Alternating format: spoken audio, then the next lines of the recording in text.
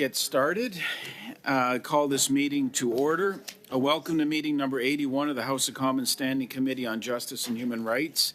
Pursuant to the House Order of June 21st, 2023, the committee is meeting in public to study Bill C-40, an act to amend the criminal code and to make consequential amendments to other acts. Today's meeting is taking place in a hybrid format pursuant to the House Order of June 23rd, 2022. Members are attending in person in the room and remotely using the Zoom application. I'd like to make a couple comments for the benefit of witnesses and members. Please wait until I recognize you by name before speaking. For those participating by video conference, click on the microphone icon to activate your mic, and please mute yourself when you're not speaking. Interpretation for those on Zoom, you have the choice at the bottom of your screen of either floor, English, or French. For those in the room, you can use the earpiece and select the desired channel. A reminder that all comments should be addressed through the chair. For members in the room, if you wish to speak, please raise your hand. For members on Zoom, please use the raise hand function. The clerk and I will manage the speaking order as best we can, and we appreciate your patience. I should also note that you would receive a notice that our meeting for the morning of Thursday from 11 to 12:30 with Minister Virani again and the chair of the selection process for the new Supreme Court judge. So that has been confirmed as well. I understand that our witnesses do not have opening remarks, so we'll move right into our time of question and answer. I will begin with Mr. Brock for 6 minutes. Thank you. And thank you for the witnesses for your attendance today. This bill is about a miscarriage of justice. I'd like to ask some questions to the officials about a specific miscarriage of justice. To you, Mr. Livingstone, can you confirm that you were the Justice Department's point of contact on the RCMP's request to waive cabinet confidences and solicitor-client privilege concerning Justin Trudeau's efforts to pressure Jody Wilson-Raybould into offering a sweetheart deal to the Liberal-connected firm of SNC-Lavalin? Point of order, Mr. Chair. Mr. Maloney? I failed to see the connection between this and the topic we're here to discuss today. Okay.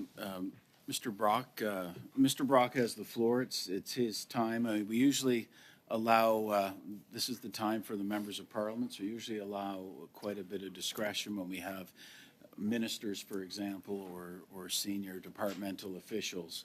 So go ahead, Mr. Brock.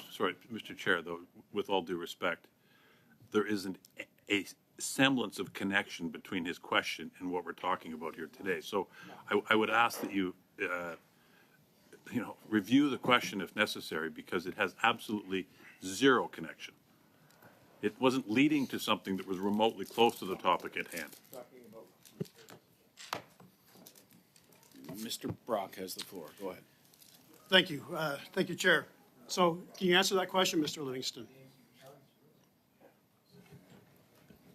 I was the Department of Justice Mr. contact, Chair, yes. Yeah, I apologize to interrupt, but there is a process for challenging the ruling of the chair. I understand you're sitting in the chair today. Because the chair couldn't be here, and I hate doing this.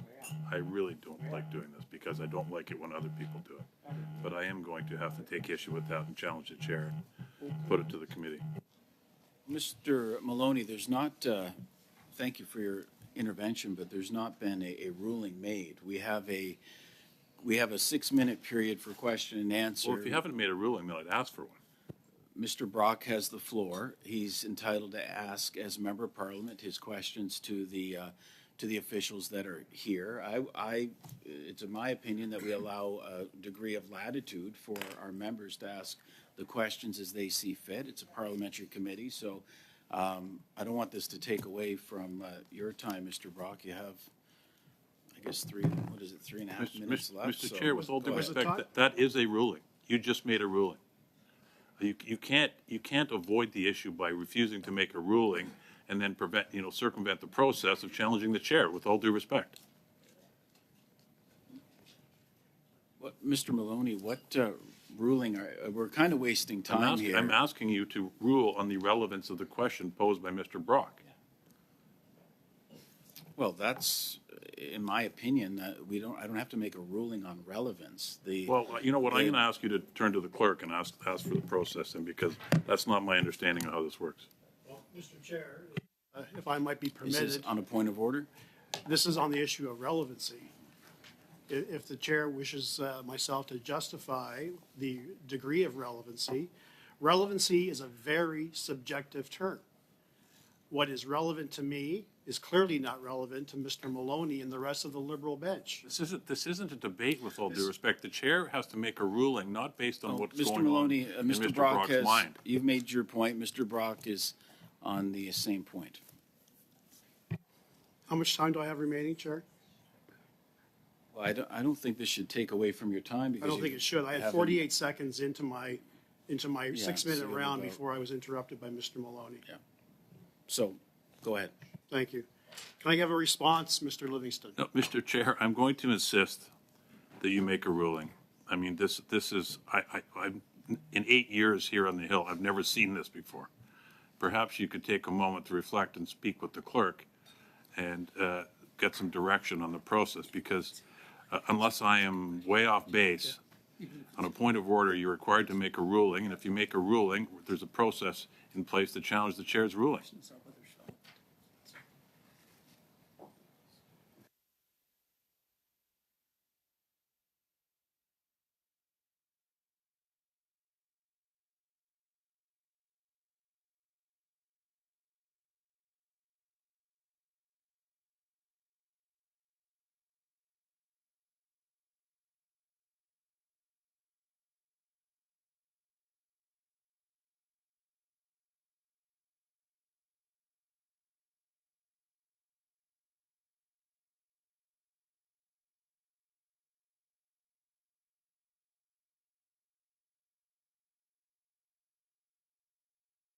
Well, look, Mr. Maloney, it's Mr. Brock's time to ask a question. You're going to get your time if we ever move on beyond this point, but Mr. Brock can continue to proceed with his questions. So is your ruling that you're not making a decision? Just let's get this on the record. I want to be clear. I've made a point of order. I've asked for a ruling. Is your ruling that you're not going to make one? Well, there hasn't been a ruling. We're doing Q&A. Okay, and I'm asking for one. Mr. Then what Chair, are you- I'm asking you, what are point, you very asking? point, I'm asking you to rule on the relevance of the questions posed by Mr. Brock. Well, that wouldn't be an appropriate ruling. We don't rule on relevance. It's your of these role as chair, questions. with all due respect. No, And there's the a role point as of order chair is to rule on conduct the relevance. meeting. And you are, Mr. Brock, we have an order for speaking. Mr. Brock is able to ask his question. No, Mr. Chair, with all due respect, that is out of line. You're required to make a ruling. If your ruling is you're not going to make a ruling, I'll challenge that. But I've never come across this before. I understand what you're trying to do, but in your capacity that you're in right now, with all due respect, I think it's fair to all members of this committee and anybody who's, particularly the witnesses, that you address the issue.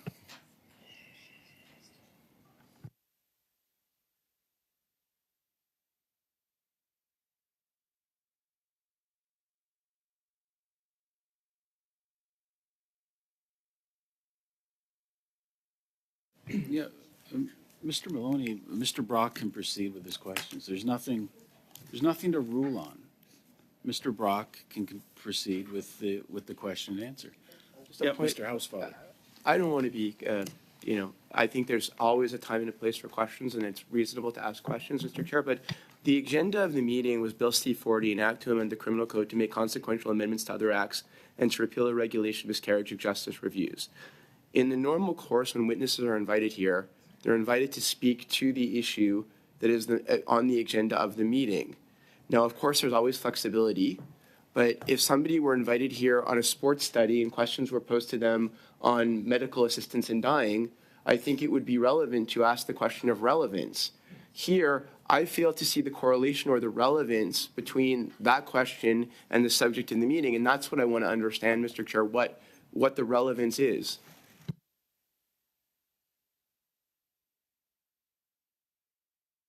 Look, I appreciate your comment, Mr. Housefather. I tend to agree with you. But in this case, when we have a minister, when we have a senior officials, I would err on the side of allowing you, as members of Parliament, the ability to ask the questions as you see fit.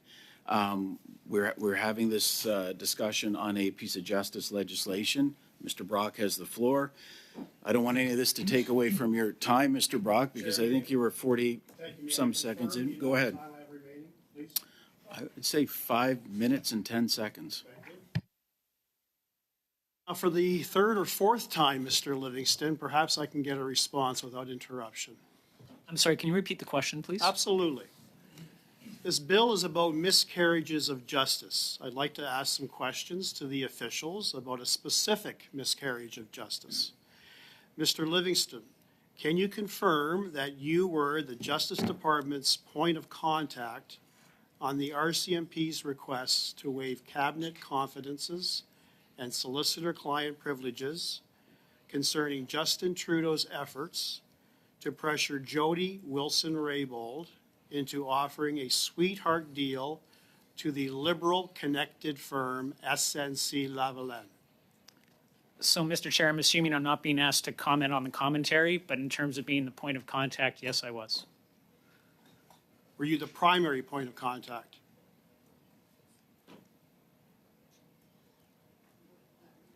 I don't know the answer to that. I don't know if there were other contacts. Mr. Livingstone, why did the government refuse the RCMP's request for a full waiver of cabinet confidences? I'm going to renew my point of order, Mr. Chair. I mean, we've now heard this line of questioning pursued. If anything, it's become less relevant, if that's even possible. So now he's into asking the witness questions he can't possibly even answer because they're beyond his knowledge. This is absurd, with all due respect. Mr. Manley, Maloney, sorry, Mr. Maloney,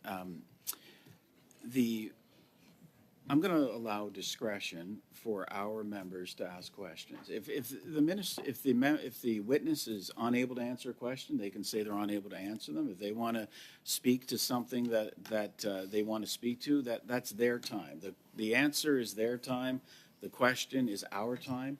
I would tend to agree with Mr. Housefather if we were dealing with a witness that we brought in from somewhere to speak specifically on some narrow issue. But these are, we have members from the department, and we have the minister appearing, and everyone around the table knows when a minister's here or when certain officials are here. Sometimes we have very wide-ranging questions. So go ahead, Mr. Brock. Wide-ranging doesn't include an entirely different topic, with all due respect, Mr. Chair. Mr. Livingstone, would you like me to rephrase the question? Repeat the question? Yes, I'll need you to repeat the question, please. Thank you. Mr. Livingstone, why did the government refuse the RCMP's request for a full waiver of cabinet confidences? I'm not in a position to answer that question. Do you have an answer you just cannot respond to? No, I don't have an answer to that question. Did you counsel the outcome? I can't answer that question. That's privileged information. What position did you advise the government to take? I can't answer that question. Mr. Livingstone, who ultimately, if you can't answer the question, is there any other individual who was providing instructions to the question I just put to you? I don't know the answer to that question. Were you part of a team that gave advice to the government with respect to that request from the RCMP? I can't speak to any advice that I provided. That wasn't the question. Were you part of a team of lawyers, of senior counsel, senior lawyers, who were tasked with the responsibility of advising the government on that position to take with respect to that request? Are you part of a team? I believe that's still an area of privilege. I can't answer that question. Mr. Livingstone, on July the 5th, 2019, you Monsieur le emailed... Président, point d'ordre. On a été convoqué. Mr. Chair, point of order. We were called here to talk about Bill C-40, and I can't see the relationship between the questions that are being asked and the notice of meeting that I received. We're going to have time to ask the questions they want. Mr. Brock's asking his question. He has 30 seconds left. Mais c'est pas mon point. Mon point, c'est que les questions qui sont posées. It's not my point. My point is that the questions that are being asked have absolutely no bearing on the subject of today's meeting.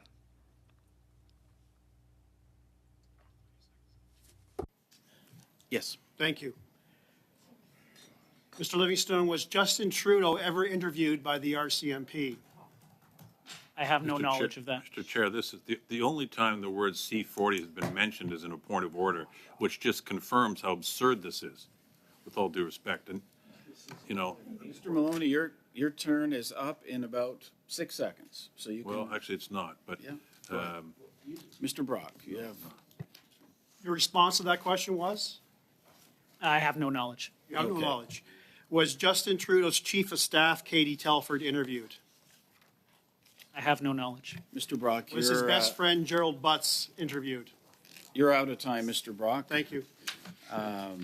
Next, for 6 minutes, Madame Briere. Merci. Bonjour. Thank you. Good afternoon to all witnesses. Thank you for sharing your precious time with us today. I would like to know, were the criteria of receivability, are the tests change with the new process provided for in C-40, and how will the test for receivability be improved?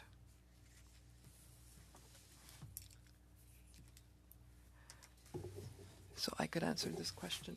These criteria are amended in C-40. In some ways, there's some terminology that's being changed.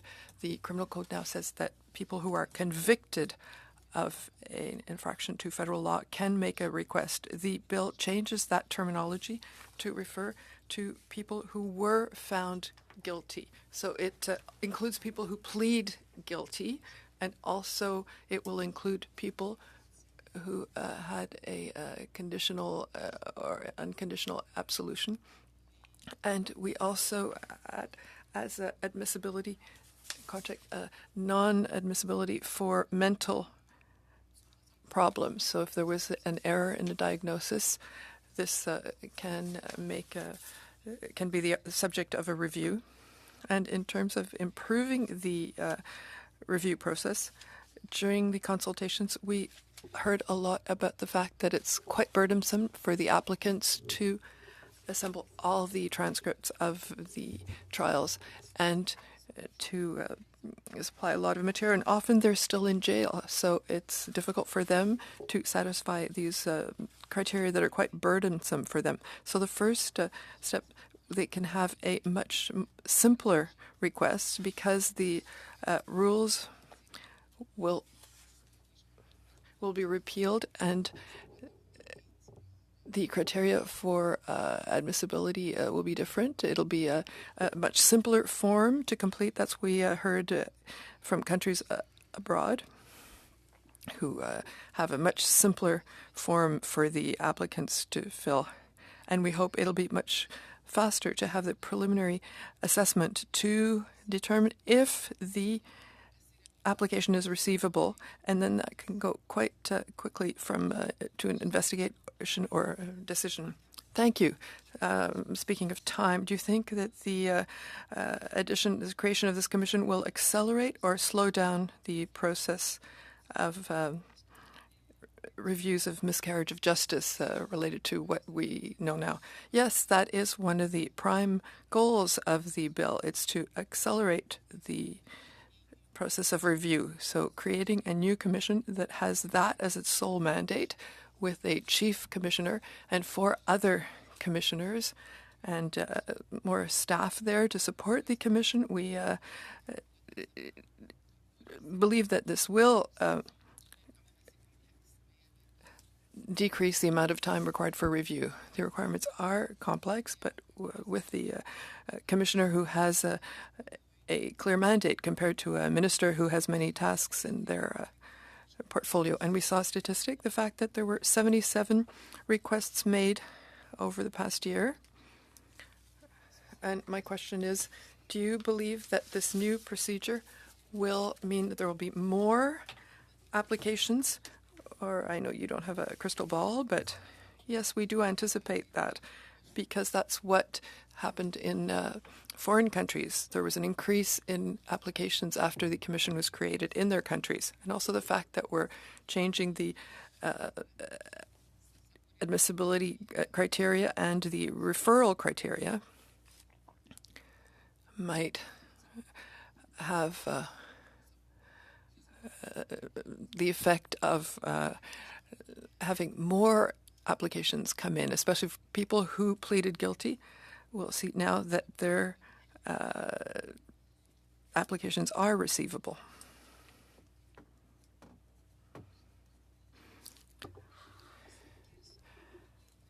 And what are the measures put in place to ensure that the new commission will function in a transparent and accountable manner?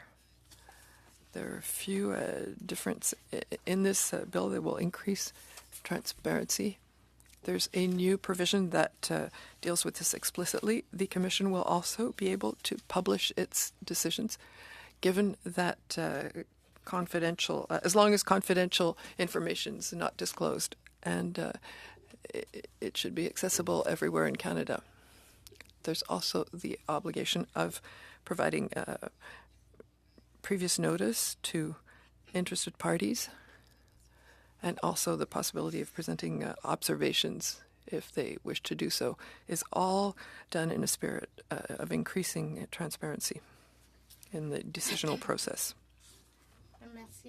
Round, we still had a couple questions from Mr. Fortin and our NDP member. Is it your will that we start now with the minister? I know the minister has to leave at 5:30, or would you like maybe 2 minutes each for the current witnesses? I know they're staying on. Does that work to do 2 minutes each? And Monsieur le Président, les règles. Mr. Chair, the rules have provided that we should each have 6 minutes. I don't know why we are not getting it. We still have an hour before 5:30. I don't know why can't continue with the minister later.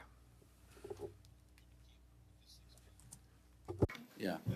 Okay, we'll go on. We'll continue on for 6 and 6, and then we'll start at the top. Merci, Monsieur le Président. Thank you, Chair. Good afternoon, witnesses. I was listening to Ms. Bessner. You were saying, I believe, that with the new regulations, that we're talking about someone who had been found guilty or who was pleading found guilty, so that it can allow people who've pleaded guilty to be included. Do you have examples of situations where someone pleads guilty to a charge and then can say that there was miscarriage of justice? Yes, there are people who, unfortunately, despite all legal advice they've received, will plead guilty when it's not the case. And there are sometimes quite exceptional circumstances. Without speaking about specific cases, you may hear witnesses who will come, who will give you examples of specific cases where someone pleaded guilty when no crime was committed, in circumstances where a parent experienced a situation where a child died and the parent was accused criminally, and there are other people in the family. Sometimes the parent feels trapped and pled guilty, hoping to have an easier pine. So what miscarriage of justice would be invoked? It's a conviction that's not justified, but it's justified because there was a guilty plea. Maybe I'm a bit naive, but my idea of miscarriage of justice is that there was an important fatal error or fatal flaw in the file. I understand that this is done because a person pleads guilty when they should not have pled guilty. Yes, that's right. And there's no definition in the criminal code of what a miscarriage of justice is, but it's a expression that we find in many places in the code. But in practice, in criminal practice, miscarriage of justice include not only errors committed by judges or a police officer, but it can also be because of the accused themselves, or choices that are made by the defense lawyers. So there is a gamut of errors that might arise. So I have to admit that I'm surprised, because to me, miscarriage of justice is something that's caused by the court, but I don't want to spend 5 minutes on that. We can come back to it later if we need to. So we are talking about the fact that it might improve the timelines. So if there is a decision made for and miscarriage of justice, are there time periods in the process that would... Do we have an idea of the timelines? No, the bill does not specify fixed deadlines, but there's an obligation, a general obligation of processing applications in a quick manner. I've forgotten the exact, expeditiously in English. So that will, the Commission has to take that into account. And the files vary greatly in terms of the levels of complexity. So some files could be dealt with much more quickly, and others would require more than a year, probably. So in terms of efficiency, you said that you were expecting that there would be more applications for judicial review for miscarriage of justice. So I understand that, because the system will be more efficient. But the question in terms of the execution of the review. So someone files an application for judicial review. The Commission concludes that there was miscarriage of justice. To execute that judgment, what is the process that's been set out in C40? The execution of the decision. So in some cases, well, there's an error said to have happened. So I'd like to know about that. There's a judgment that said there has been miscarriage of justice. How is that put into implementation? So the Commission doesn't have to determine that there was, but if they have grounds to believe that there may have been miscarriage of justice, and it's in the interest of justice that the file be referred to the courts, so that the execution there is a referral, either for a new trial or a new appeal. So it returns to the courts that have the responsibility to determine if there really was a miscarriage of justice. Will that be heard in priority before the courts? Yes. And what happens for the person who was convicted because of an error? Is that person released, or does the person still have to serve their sentence? So as soon as an application is considered receivable, an applicant can make a request for release in the meantime, but while waiting for the decision of the Commission, or until the court decides. 619, Article 6, Section 619 treats with that. Thank you so much, Chair, and thanks to everybody for being here today. My question is for you, Minister. So as part of the report and findings of Justices Harry Lafond and Juanita Westmoreland Torre, they when tasked with reviewing the conviction review process in this country, they underscored that of the 20 individuals granted reviews and remediation by the Canadian government, all were men, and only one was Indigenous and one was Black. Given the racist and misogynistic biases of the past conviction review processes administered by the Department of Justice, how will these issues be remedied in the proposed legislation? Madam Gazan, we were wrapping up with the other witnesses. If the minister, we're going to give the minister time for his opening statements, and then that begins a new round. But if the minister wants to take the question, he can. Sure, we can do this in sort of reverse order, but thank you, Ms. Gazan. What I'd say to you is that those are very troubling statistics. I remarked on them myself. I was given a slightly different version. All of them were men. Out of 26 cases, 20 involved people that were white, so only 6 racialized people. I think the importance of what you're underscoring is that we need a system that reflects better the statistical likelihood that you're going to have wrongful convictions across the prison population.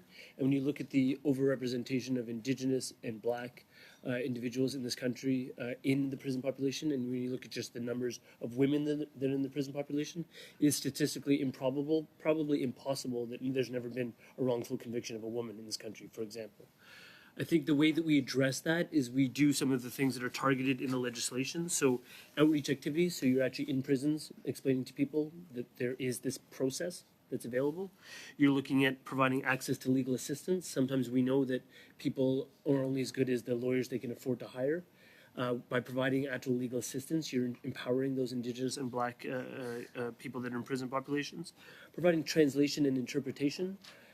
That might beg a question of whether that would be provided in Indigenous languages. I hope so. I don't know the answer to that. And lastly, even reintegration supports, because sometimes it's daunting to raise the specter of a wrongful conviction and then be given bail, as Ms. Besner just mentioned, and have that bail be provided to you, and then all of a sudden you're outside of a prison system that you've been in for 18 years, hypothetically, and you don't have the ability to house yourself or feed yourself or get employed. So just for a matter of time, and with all due respect, I think we all know in terms of legal aid in this country, the hours are so limited that you really don't get fair representation, particularly in more serious cases. So just, to put that on the record, I don't think that's unknown. But in terms of that, I appreciate what you said, but what kind of, and I can share this with Ms. Besner, if you like, what evaluation, accountability measures, and performance indicators are you anticipating will be included in this legislative, regulatory, policy, and practice processes you're advocating? So how are you going to measure this? Or anybody, I guess. The legislation includes a very exhaustive list of information that has to be provided in the annual reports to Parliament that will help to evaluate the Commission's performance in terms of volumes and timelines and Can you give me some examples, please? Sure. The number of applications made, the number of investigations conducted, the number of matters referred to the courts, and there's an obligation for the Commission to track the outcomes of those cases after they're referred back to the courts, the number of applications dismissed, the average length of time between the receipt of an application and the Commission's final decision, the number of applicants in need who receive supports, and the amounts paid to the service providers of those supports. GBA plus type of data. Yeah, so, I guess, that all sounds well, but the measures proposed in this bill that you've shared do not allow for group reviews, which are particularly crucial to identifying systemic factors that have led to, for example, Indigenous women being overrepresented among these criminalized for actions taken to protect themselves or others from violence, and for which they often should have had valid legal defenses. And we know this, like if you look at, and I know, Minister, you know this, the statistics in Saskatchewan in terms of the number of women currently incarcerated. The majority are Indigenous women, and it's a growing population. This is becoming a matter of great injustice.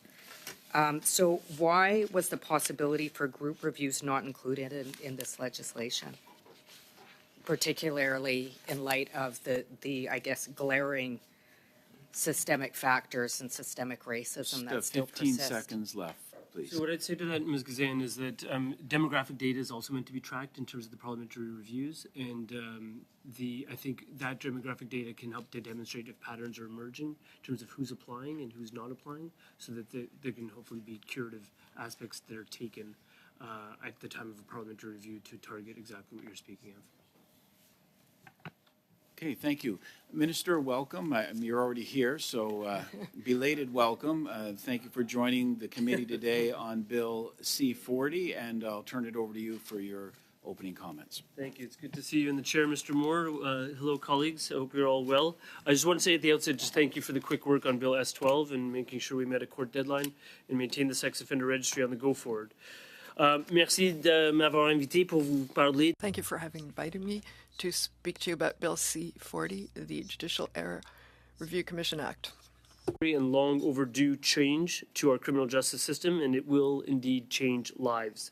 I'm grateful for the important work of my predecessor, David Lametti, in developing Bill C-40. I have every intention of fulfilling the promise that David Lametti made to David Milgaard and his mother Joyce to pass this important legislation.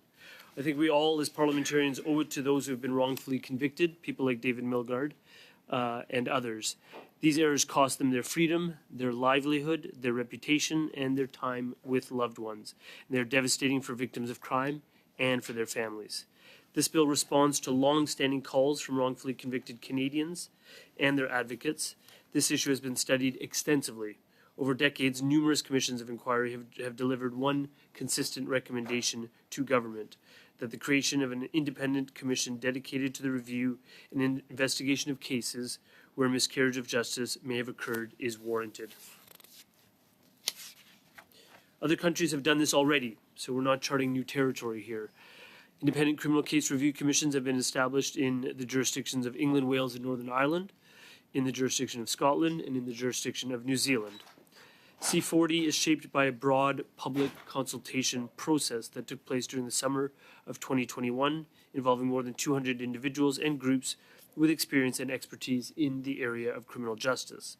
That process was followed by further consultations with the provinces and territories, judicial organizations, national Indigenous organizations, organizations from Black and other equity-seeking communities, and various bar associations. One of the key findings of the consultations is that commissions in other countries are able to process applications far faster than in Canada's current system. This means that countries with an independent commission have fewer people spending time behind bars for crimes that they didn't commit.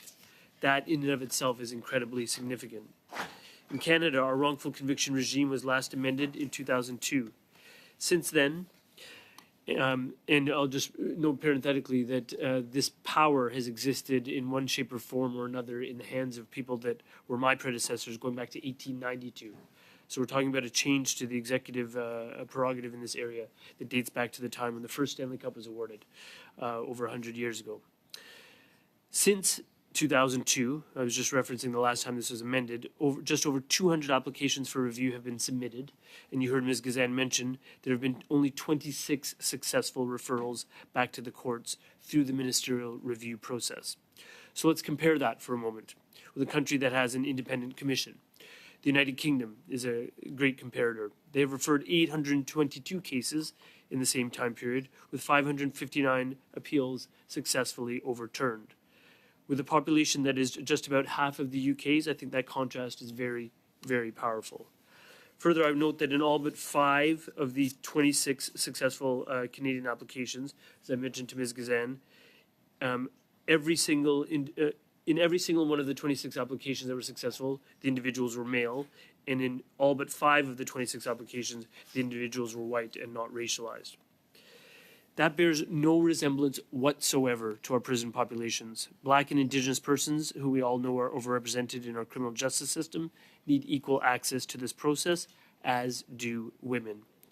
Une commission indépendante consacrée. An independent commission dedicated exclusively to the review of miscarriages of justice will both increase confidence in the review process and improve access to justice by facilitating and accelerating the review of applications from those who may have been wrongly convicted.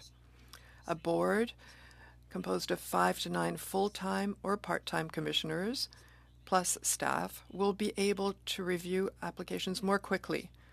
Recommendations for the appointment of commissioners should reflect the diversity of Canadian society. We also need to take into account gender equality and the overrepresentation of certain populations in the criminal justice system. notably Indigenous peoples and Black people. Requires the Commission to deal with applications as expeditiously as possible. This was mentioned by Ms. Besner. To provide regular status updates and to provide notice to the parties, as well as to provide them with a reasonable period of time in which to respond. The bill also requires that the Commission be accessible and transparent. It will adopt and publish on its website procedural policies to guide its work. It will have a dedicated victim services coordinator to support victims and assist with the development of procedural policies, especially as it relates to victim notification and participation.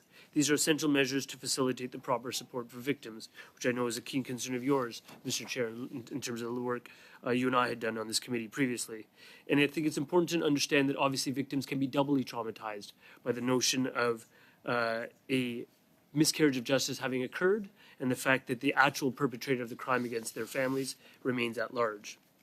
To help address systemic issues and prevent miscarriages of justice from occurring, the bill directs the Commission to carry out outreach activities, such as I mentioned to Ms. Gazan, provide information about its mandate in miscarriage of justice to the public and potential applicants, as well as publishing its decisions. Commission staff will be empowered to provide applicants with information and guidance. The Commission will be able to provide reintegration supports to applicants in need.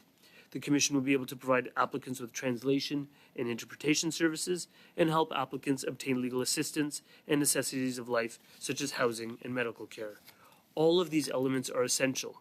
A Commission that conducts outreach and assists with applications recognizes the systemic barriers faced by applicants in the current system. It is in everyone's best interest that wrongful convictions be remedied. Indeed, I would posit that there isn't a single one of us among the 338 of us that occupy the House of Commons that would advocate for a wrongful conviction in any context. Therefore, the proactive nature of C40's commission will ensure that no applicant is excluded from accessing this process because of a lack of resources or the inability to apply. I think my officials have been briefing you on the technical changes this law reform proposes, but there are a couple that I would like to highlight in particular. One is with respect to investigative powers. The Commission will have the same powers of investigation as I do, as Minister of Justice, currently under the existing regime. These powers are found in Part 1 of the Inquiries Act and can be used to compel the production of information or evidence relevant to an application and to examine witnesses under oath. These authorities will ensure that the Commission can gather the information it needs to complete a thorough case review. The second part that I want to highlight is that Bill C-40 will modify the threshold to proceed to carrying out an investigation. Similar to the existing regime, the Commission will be able to conduct an investigation if there are reasonable grounds to believe that a miscarriage of justice may have occurred. The Commission will also be able to conduct an investigation if it considers that it is in the interests of justice to do so. This is the precise approach that is used in Scotland and New Zealand. With respect to the final decision, not the investigation entry point, but the final decision, C-40 introduces a new test. The Commission will be able to refer a matter to the relevant Court of Appeal for either a new appeal or to direct a new trial or hearing when there are reasonable grounds to conclude that a miscarriage of justice may have occurred and, the test is conjunctive, and if it is in the interests of justice to do so. It is a test with two criteria, not one. This test replaces the current standard, which is that a miscarriage of justice likely occurred. If the proposed new legal test is not met, the Commission must dismiss the application. The remedies in the bill are the same as those currently available in the existing process: a referral for a new appeal or a direction for a new trial or hearing. The Commission will not have the power to quash a conviction or determine the issue of guilt. Those are decisions that will always remain with the courts. Le projet de loi C-40 énumère. Bill C-40 lists the factors that the board must, or the Commission must take into account in making its decisions. The current criminal code factors relating to the administration of justice are reproduced in Bill C-40, and two new factors related to the particular circumstances of the applicants are added. Circumstances of the applicant and looking at distinct challenges they may have faced with attention in particular to the circumstances of Black and Indigenous accused.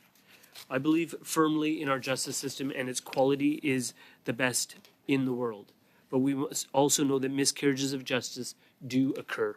and often they are only discovered long after the criminal court process has concluded. These experiences erode the public's trust in a justice system that is meant to protect them. This bill is a significant step forward in restoring that trust and confidence in that system. This bill is named after David Milgaard, who spent 23 years of his life serving time for a crime he did not commit, and his mother Joyce, who never gave up the fight for his freedom. C40 honors David and Joyce's legacy by creating a system that will lead to more exonerations of the innocent. Thank you, Mr. Speaker. Thank you, Minister. And we will begin with our 6-minute round, starting with Mr. Caputo. Thank you, Minister. Thank you for being here. Thank you to our guests for being here. Now, Minister, I'm going to rewind back to October 3rd because we had a correction on the record from that visit. And I had asked you about sexual offenses against children and whether you were prepared to end house arrest. And I have the transcript here, and you were advised by an official that house arrest for people who commit sex offenses against children was not a legal sentence. Do you recall that? I recall the question you asked me, yes. Yes, I asked you 2 or 3 times in various different forms. Now, you're aware that the record has been clarified and that most jurisdictions, and I believe one newspaper story I have here references Bill C-5, that sex offenses against children can lead to a conditional sentence order, in other words, house arrest. Do you agree with that? I believe the interaction that we had, specifically once the formal committee session had stopped, was that you were making an inquiry as to whether that provision that you identified in the code had been struck down by one of the courts. Yes, and I believe that your official came on the record, I wasn't here, but on the record stated that house arrest was available, that various courts had struck it down. My recollection is that, probably 90% of the population has that available.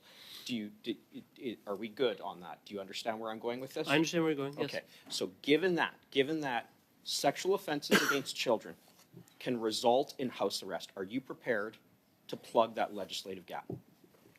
What I'd say to you is similar to what I said at the time of that hearing, and I appreciate that was on a different bill, so I don't have all of my notes before me. But with respect to S12, what we're trying to do is take a strong step in the direction of maintaining a sex offender registry to keep people safe from sexual predators. But I'm not talking about keeping people safe from the S12 point of view. I am talking about keeping people safe generally. This is a very clear question, with all due respect, Minister. Yep. Are you prepared to eliminate house arrest for people who commit sexual offenses against children or have images of doing it in the form of child sexual abuse and exploitation material? Yes or no, will you plug that hole? So, Mr. Caputo, what I'd say to you is that the conditional sentencing orders are available in certain prescribed circumstances, and we've got case law, including from the Ontario courts, that talks about when such a sentence would be appropriate or inappropriate.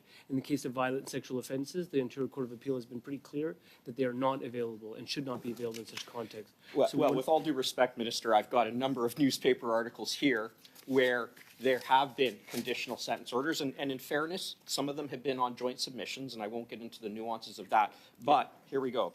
I can go through them if you like. I don't intend to waste, or I shouldn't say waste, to spend my time dealing with this, but, well, here's one. I'm just going to see, where is the date here? Mr. Chair, I have a copy of the meeting agenda or the meeting notice if any of the members from the Conservative Party would like to see it, because so far none of them seem interested the least bit about the issue at hand, which is miscarriage of justice, because their questions are completely unrelated.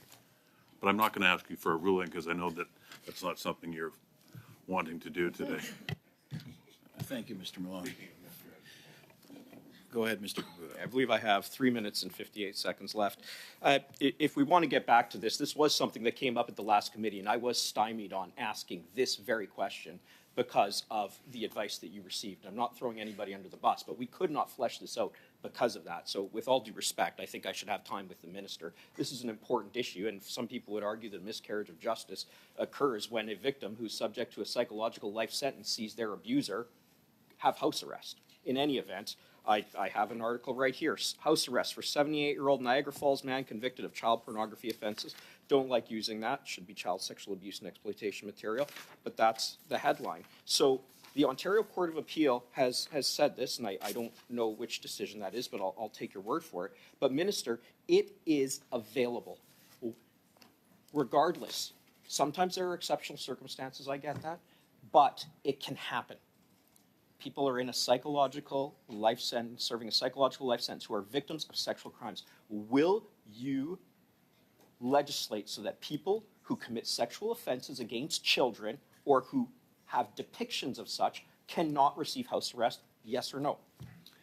So what I'd say to you is a few things, Mr. Caputo. So is the issue of sexual offenses important? Yes, absolutely it is. Is it critically important in terms of protecting children from sexual predators?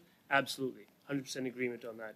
What I would say to you is that when, in this context, we're dealing with wrongful convictions, what you're talking about is a sentencing disposition in the context of using a CSO, a conditional sentence order, for a particular case. What I would say to you is that the criminal justice system is structured, you would know this actually better than I do as a former Crown, is such that one has the ability to appeal from a conviction, but also to appeal the terms of a sentence. So But we're not talking about an appeal. If I could just finish, but there's a mechanism in place to address the infirmity or lack of appropriateness of a sentence.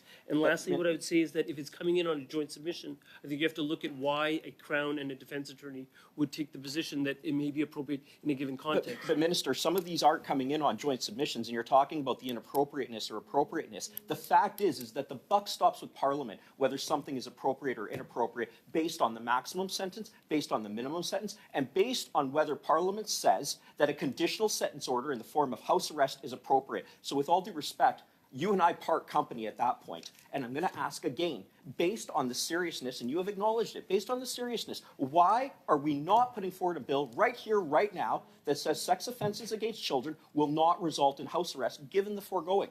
Mr. Caputo, we have a bill that's before us right now. That's not the bill you're choosing to speak about. That's the first point. Secondly, we will definitely part company if you think people in your former profession, Crown attorneys, should have their discretion fettered such that they're not permitted to put in a joint submission. Thank you, Mr. Caputo. Thank you, Minister. Next for 6 minutes, Mr. Mendicino. Thank you, Chair. Welcome, Minister. Thank you to your officials. I am going to try to focus my questions on Bill C-40 and begin by asking you, Minister, to expand a little on the interplay between your statutory responsibilities when it comes to potential miscarriages of justice and what this bill would do if and when passed in the creation of a new commission that would take on that responsibility. You mentioned in your remarks that you will retain some of the existing statutory responsibilities in this regard, but you also alluded to the commission. In cases where, for example, in the territories where there is no provincial attorneys general, you still are the presiding Attorney General with responsibilities. Can you clarify what the role of the Commission is in initiating a process or a preliminary review step by step, and what your responsibilities are, and help us understand the sequence of how that process will play out between your office and the new commission when set up? Okay, thank you, Mr. Mendicino. I'll take a stab at that, and Julie will correct me if I get any aspects of the steps wrong. But effectively, the role of the commission is to replace many, if not most, of the functions that I currently perform as Minister of Justice. And what I would say to that is that, however, where the Attorney General of Canada is the prosecuting attorney in a given piece of litigation, what happens is, pursuant to the statute, if a John Doe is making an application and a determination about admissibility is being made, I'm alerted of that fact. So it comes across my desk that John Doe has made an application. If they clear the admissibility criteria and get to an investigation stage, as the AG of jurisdiction, I'm able to provide submissions about how the prosecution was handled to inform the Commission's investigative function. After that point, I believe I have no further role because the Commission makes a determination based on that investigation whether the test has been met, that there may have been a miscarriage of justice, and it's in the public interest to pursue either a new appeal or a trial de novo, and they make that decision independent of me entirely. So the new commission will do the initial screening not your office, which is where the current entity resides, or within the Department of Justice. Yes. That function will then reside with the Commission. You will provide submissions in your capacity as the Attorney General on the appropriateness of and the merits of the conviction, and then the Commission will come to a determination about whether or not it should be there should be any remedy for a potential miscarriage of justice. Have I summarized it accurately? I'm looking at your officials; they are nodding affirmatively. That's but I just had one qualification though, Mr. Mendocino. It's that this is only in a subset of cases, right? Because in the vast universe of cases, when we have provinces, you're in my province of Ontario, it's the AG Ontario that plays that role. It's only in small cases where the AG of Canada has with the initial qualification that I provided. But I see Ms. Besner may want to add something. When it's the Attorney General of Canada who would have prosecuted the offence for which someone is applying for a review, it will be the Public Prosecution Service of Canada who will be interacting with the Commission and not the Minister personally. The function of reviewing applications that the Minister of Justice is currently empowered to do is completely being replaced with the Commission. The Minister will make recommendations for appointments that the Governor and Council will make. Right, that part I get. Does the bill in your view, Minister, or to any of your officials, expressly stipulate the distinction between what we have just been discussing around what your residual functions are in a case where you are the Attorney General of Canada and one of your delegated authorities had carriage of the prosecution that led to conviction, as opposed to all of the other provinces where the respective provincial Attorney General is responsible for making that submission to the Commission? Is that spelled out expressly? Well, the way it's written in Bill C-40 is that the Attorney General that was responsible for the prosecution or the jurisdiction in which the prosecution occurred, it's something along those lines is how it's spelled out in the code, in the Bill C-40 for the amendments to the code. And is there language that expressly extinguishes your current role in the delegation to your department for the purposes of making out the preliminary screening? What I'm getting at is just to be sure that our intent around the function of the Commission to effectively substitute your current statutory responsibility is deconflicted, that there is no ambiguity about what the current mandate is of the Commission and any residual responsibility which may still be in the statute. I'm trying to be ironclad clear about this. Sorry, just 10 seconds I'm for a pretty response. confident there is, but there's a slight gray zone in terms of applications that are currently pending. In that case, that John Doe would have a choice, keep it sort of in the ministerial track or go to the new track. The choice would be made available to them. Thank you. Commissioner Fortin for 6 minutes. Merci, Monsieur le Président. Thank you, Chair. Good afternoon, Minister. Minister, before you arrived, we were asking your employees, if I may name them that, some questions. So I think it was Ms. Besner who answered about the timelines, about miscarriage of justice, that there was no a true definition of that. So would it have been good to include in this bill a definition of miscarriage of justice, or if there is one, you could tell us where it is and what it is? I heard a little bit of Ms. Besner's reply, but I think that miscarriage of justice is something that's known in jurisprudence, in case law. And so you can see that with the wrongful convictions that we've already dealt with, but it can also be a false confession or someone who was used by police people was not reliable. Sorry, I'm looking for my words in French. So it could be related to a witness. It could be related to change of knowledge or science. So it's not that the expression miscarriage of justice is not known in the judiciary system. So it's known by the judges in their decisions. We can in their judgments, and that's where we can know. Would it not have been appropriate to have a definition in the bill? In your opinion, it's always the same issue, Mr. Fortin. If we try to define it, it's possible that we might not be inclusive enough, and that we will limit the possible categories.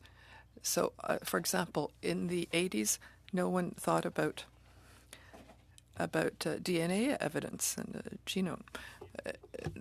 But with the evolution of science, we now have access to DNA evidence. And when we look at a definition that's related to case law, it gives us more flexibility. Yes, it becomes broader, and it might include an error committed by the accused who pled guilty, as we were discussing earlier, or a panoply of errors that don't necessarily arise from a judge's error. Yes, that's exactly right. And could it also arise from an error of the police during their investigation? Yes, absolutely. And earlier, Minister, you were saying, I think you were the one who said this, after my colleague asked a question, that there are many racialized people in our jails, Indigenous people, Black people. So we wanted to talk about that in a case where there may have been wrongful convictions. In your opinion, are racialized people who are in our penitentiaries, are they there in large part because of miscarriage of justice? It's difficult. I can't speculate about that. But just if you look at the figures, the data, it's straight to see there were 26 people where there were problems. There were only 5 people who are racialized, but the data are surprising. But at this point, Indigenous people account for 32% of incarcerated population. For Black prisoners, it's more than 9% of the prison population. So about 40% of prisoners are racialized, either Black or Indigenous. But we only find 5 cases in statistics. So I was surprised when it's been a long time since I took a math course, but these figures don't seem very real. So did your department carry an investigation in order to find out what the reasons are for such a high rate of racialized people in the prison population? Was an investigation carried out? We looked at investigations that are already taken place, many royal commissions, but we're also, I'm interrupting you because I don't have, time is going by, I don't want to be impolite, but you say that you looked at investigations already carried out. I would like to know what the conclusions were in terms of the reasons for which these people were in detention. I'll let the officials answer. Could we do that right away? I have a few seconds left. I think I have a minute. But I would like to emphasize the fact that we're creating a Black justice strategy and an Indigenous justice strategy. Thank you, Minister. I really like you, but I'd like to get the answer to my question. Who could give it to me? I was asking that's a minister, if he consult people. We know there are many racialized people behind bars in detention. Do we know why they're there? Has there been investigation? The minister said that preceding investigations on this were consulted and that you might be able to answer. What were the conclusions of these investigations? Why are these people detained or in detention? At first glance, it would be a study that would come from the Department of Public Safety Canada, that's responsible for Correctional Services Canada. Did you see the report? Thank you very much. Because we don't know why they're there, and we're changing the laws. Is there a rationale behind this? You want to very quickly? If I could just highlight, there's a commission on systemic racism in the justice system in Ontario in 1995, and it dates as far back as that, if not further. but in terms of identifying factors that result in the overrepresentation of racialized people in our justice system. I think it's a pretty established fact, but we could undertake to provide you with more information as to where those conclusions were drawn. Thank you. Ms. Gazan, for 6 minutes. Thank you, Chair.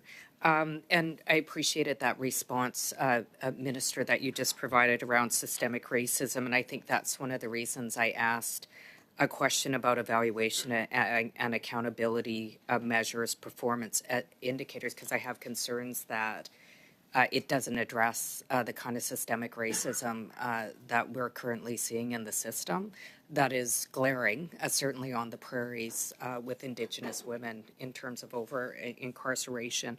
But just wanted to go back to, because I ran out of time, but I'm just wondering, why was the possibility for group reviews not included in the legislation?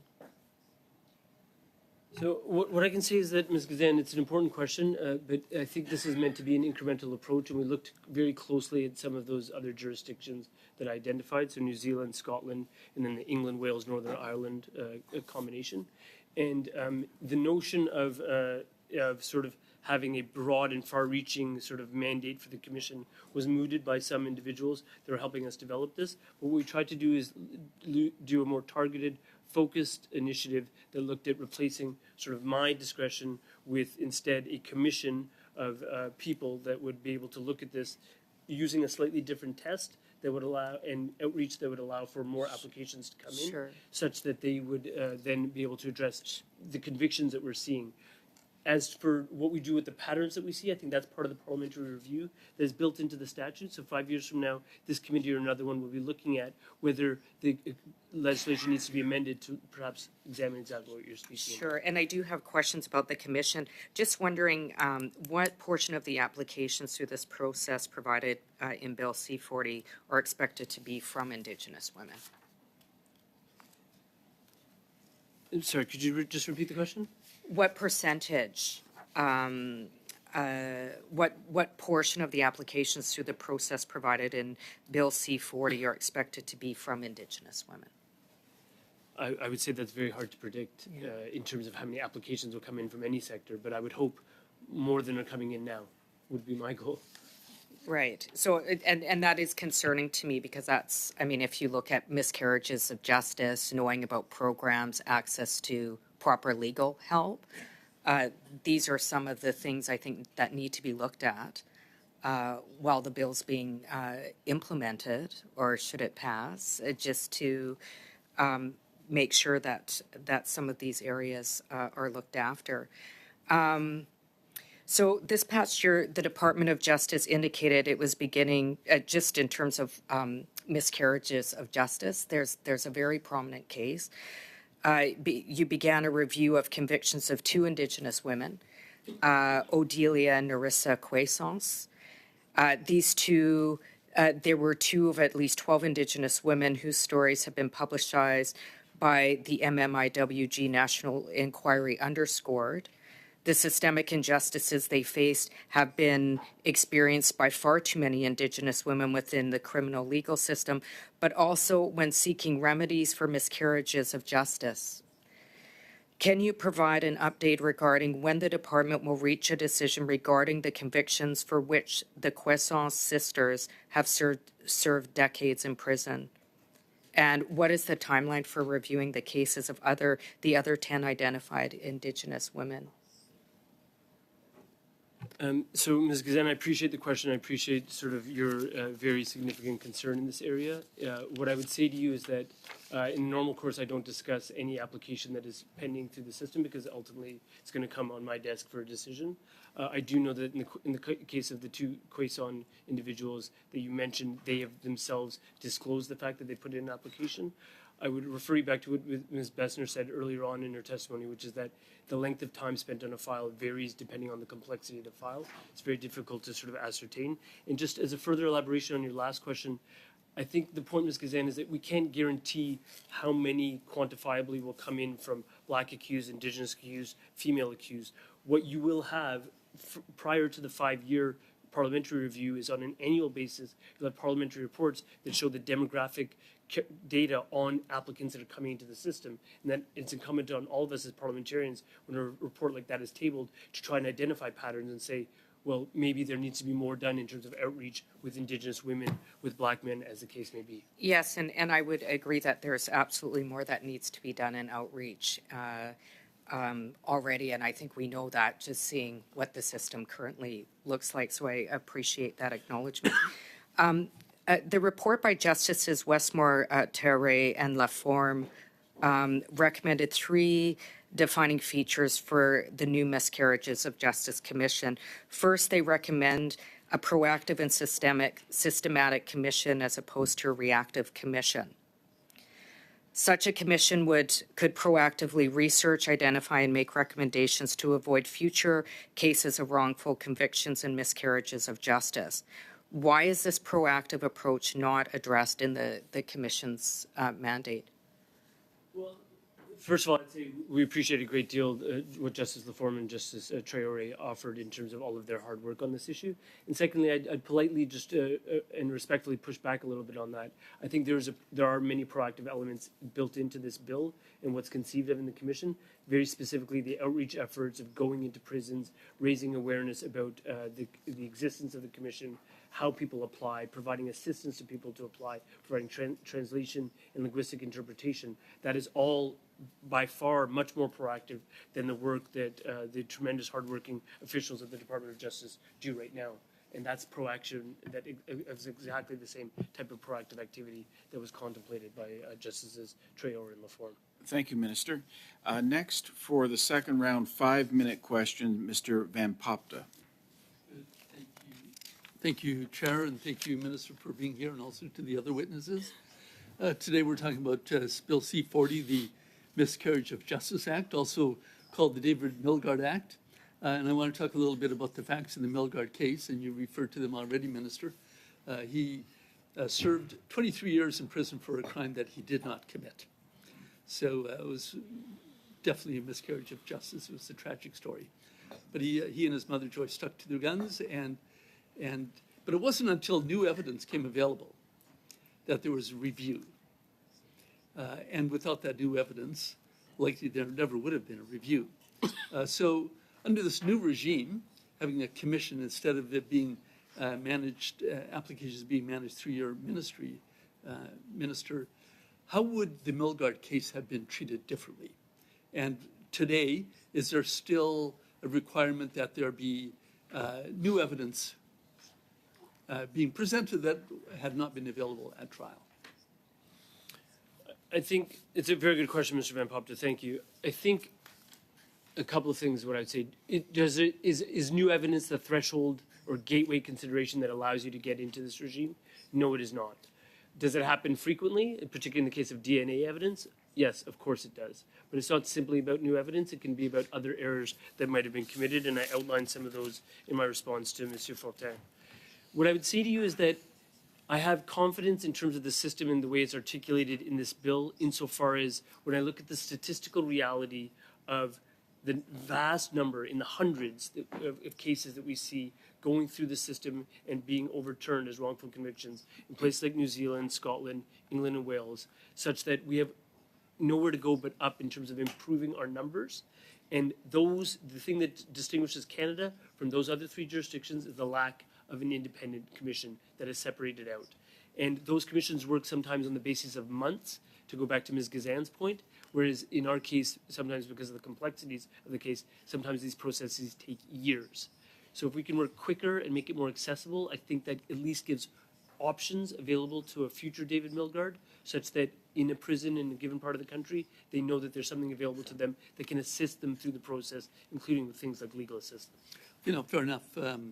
But I'm reading from the 2022 annual report, review of miscarriages of justice, and it says the minister must take into account all relevant matters in assessing an application, including whether the application is supported by new matters of significance, usually important new information that had not been previously considered by the courts.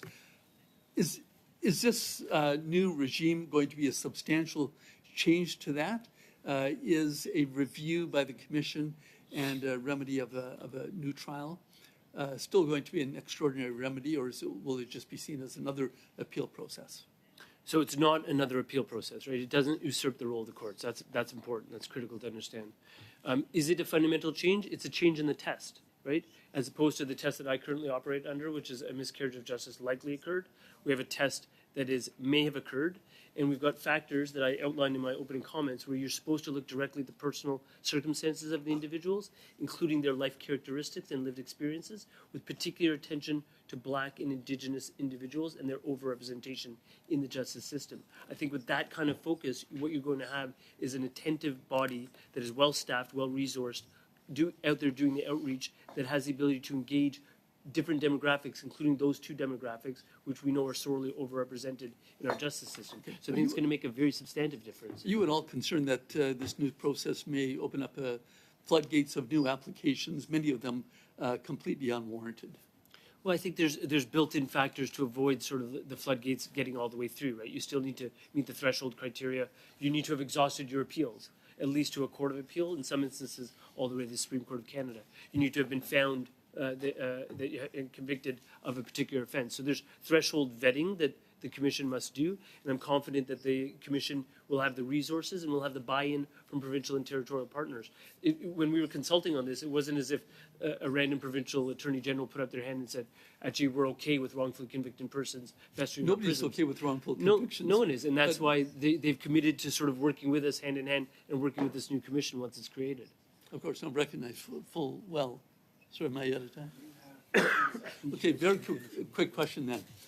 DNA evidence. Are wrongful convictions going to be less likely to happen now that we have DNA evidence? Keeping in mind David Milgaard never would have been convicted if he had DNA testing available in the 1980s or whenever it was he was convicted. I would like to say yes, Mr. Van Popta, but I think the statistics that I was shown in terms of the United States show that a wrongful conviction rate of hovering between 3 to 6% still, notwithstanding the fact that we have DNA evidence. So while I believe in our justice system, I also believe it's not infallible. So I think it's important to make sure we've got a commission in place to address wrongful convictions when they occur, because they will continue to occur. Thank you, Minister. Thank you, Mr. Van Popta. And our final question for 5 minutes, Ms. Dillon. I'll be taking it, Mr. Chair. So, Minister, nice to have you here. Based on what I've seen before, I could probably ask you about the federal child support guidelines under the Divorce Act, but I will try to stick to Bill C-40. My first question, because I want to follow along with what Ms. Gazan was saying, this bill is supposedly aimed to make the poorest, the most vulnerable defendants have a better chance of reaching out to a commission and having an opportunity to have their grievances heard about the verdict in court. My concern is about the exhaustion of appeals provision. Mm-hmm. If I'm the poorest of defendants, how often am I going to be appealing to the Court of Appeal if I don't have the money to pay a good lawyer to be able to do that? Now, if this happened after, years later, after I'm time barred from appealing to the Court of Appeals, wouldn't I then be locked out of this process? And wouldn't it be better to sort of reconsider that exhaustion of remedies approach to allow for the opportunity for the new commission to consider all factors as to whether or not they could consider a case? I think that's a very insightful question, Mr. Housefather. And what I would say to you is that we've had to put some demarcations around the structure of the commission. Secondly, I know the drafters and the department were very conscious of not usurping the proper role of the courts in terms of making determinations. So this is not meant to replace determinations of convictions, etc. It's not meant to usurp the proper judicial role. But I hear you on the access to justice point about who is able to pursue an appeal in the first instance within the timeframes that are allowed. I think one way that I think we try to work to address that is by ensuring that we've got robust legal aid. This was mentioned, I think, by Ms. Gazan. And what I would say to you there is that there's always room for improvement, but I'm particularly content with the fact that I think this year, if my memory serves correctly, over $200 million is provided by the federal government on an annual basis to support legal aid around the country. And I very much appreciate that, Mr. Minister. And I do understand that. But I'm looking at the question again of, does the Department of Justice have any figures for what percentage of convictions are appealed to the Court of Appeal, especially in the cases of Black and Indigenous defendants?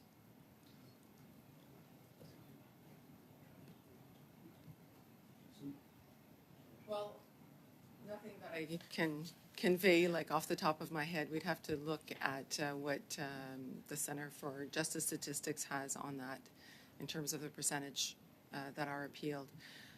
But as the minister was explaining, the commission can't usurp the role of the courts or become like an alternative to the courts so that people can pick and choose where they want to advance their claim. What the bill does do, however, is to clarify what it means to have exhausted your rights of appeal, which wasn't there beforehand, and it did create a lot of confusion. So now it's being explicitly clarified that people have to appeal to the Court of Appeal, that's for sure. Whether or not they have subsequently appealed to the Supreme Court of Canada, there are factors that are enumerated in the bill to help explain whether exceptions to that can be made, like if an appeal is like futile. Or, I know I've read the 4 criteria. I know I understand it, and I very much appreciate the effort to clarify. But I guess, I'm sort of struggling with the concept. I do appreciate it's not meant to usurp the role of the courts. However, if you're time barred from appealing to the Court of Appeal, and you didn't appeal because you had no legal advice, competent legal advice to do so, and you're years later, you're well past the time that you could go and apply to the Court of Appeal for some type of remedy related to insufficient counsel or whatever else, would it not be a good idea to include some provision in the bill that says, irrespective of the above, in the event the commission believes, based on certain criteria that the defendant, has no other option, and there is, reasonable grounds to believe that they were wrongfully convicted. I'm using the wrong words now, but I'll take the same language as the bill, that they have that opportunity? There are actually quite a few cases where fresh evidence comes to light after a person's been convicted, and they can apply to the Court of Appeal to have an extension of their time within which to file an appeal. And when there is such compelling fresh evidence, the Court of Appeals do grant that extension and an appeal. A lot of wrongful conviction cases do make their way through the courts without coming through the ministerial review process, and in the future the commission process, so that will remain available. But it's just to clarify the avenues, like when someone can come to the commission or whether they still have to go to the courts. I understand. Thank you, Mr. Housefather. Your time's up. Thank you. Thank you, Minister, for being here today. Thank you to our other officials that are here. I appreciate you all being here. Meeting is adjourned.